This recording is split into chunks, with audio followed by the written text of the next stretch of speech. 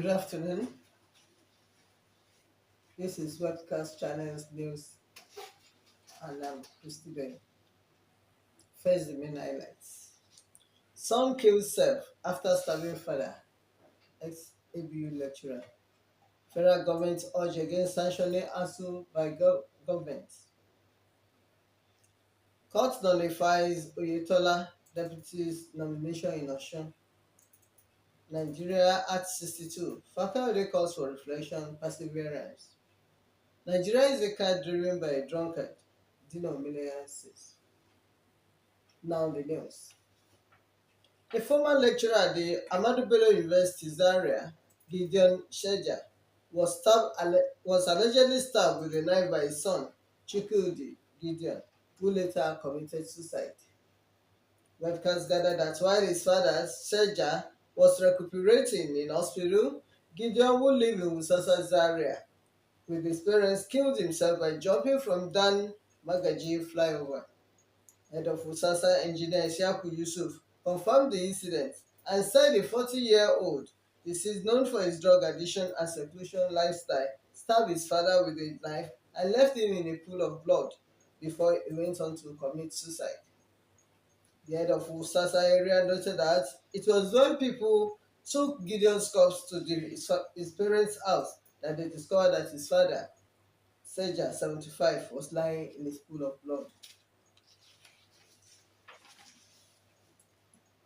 The National League of Veteran Journalists, NAVEJ, in Kwara State, has urged politicians to canvass for issue-based campaigns ahead of the 2023 general election as electioneering campaigns kick off. In a statement by its chairman, Alhaji Tunde Akanbi, and publicity secretary, Alhaji Abdullahi Oleshin, the league urged candidates of various political parties and other stakeholders to play the game by the rules. The group urged all stakeholders not to overeat the polity through unguarded statements capable of threatening the peace of the country. NAVEJ advised politicians to shun divisive tendencies in their campaigns and embrace issue-based campaigns while also cautioning them against employing the youth as hooligans to disrupt activities during their campaign programs.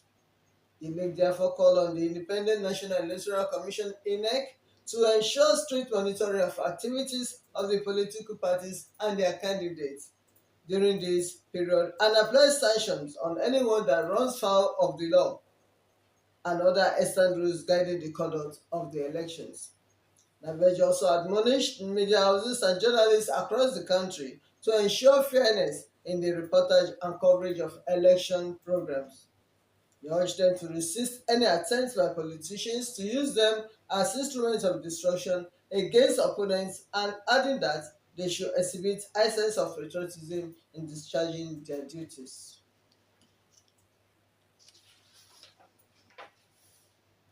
The federal government has been warned by the Nigerian Governors Forum against sanctioning the striking academic staff union of universities ASU. According to the NGF, rather than imposing strike sanction on the striking lecturers, the federal government should resolve the contentious issues in the interest of the students and of the country. Kayode Fayemi, the NGF chairman and Ekiti State governor, made this appeal while speaking in Abuja on Thursday after the forum's meeting. Meanwhile, the NGF has also rejected the federal government's plan to privatize National Integrated Power Plants (NIPPS) with the New Generation Company Limited, Calabar Generation Company Limited, Geregu Generation Company, Olorunshogo Generation Company Limited, and Omotosho General Company Limited.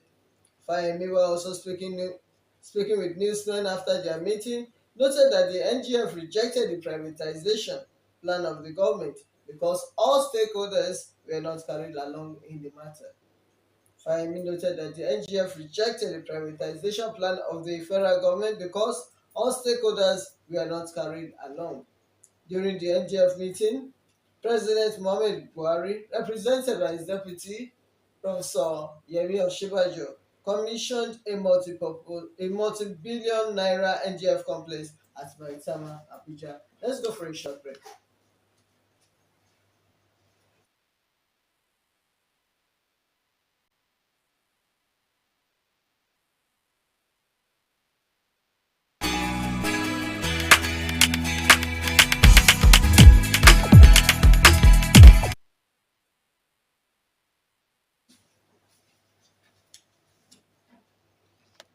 Welcome back. The Federal High Court sitting in Abuja Friday evening has nullified the nomination of Governor Gboyega Oyetola and his deputy governorship candidate Benedict Alabi as candidates of the All Progressive Congress (APC) in the last gubernatorial election in Osun State. The court premised its judgment on the fact that Governor Malam Buni, who submitted their names to INEC, violated the provisions of Section 183 of the Constitution of the Federal Republic of Nigeria and Section 82 subsection 3 of the Electoral Act 2022.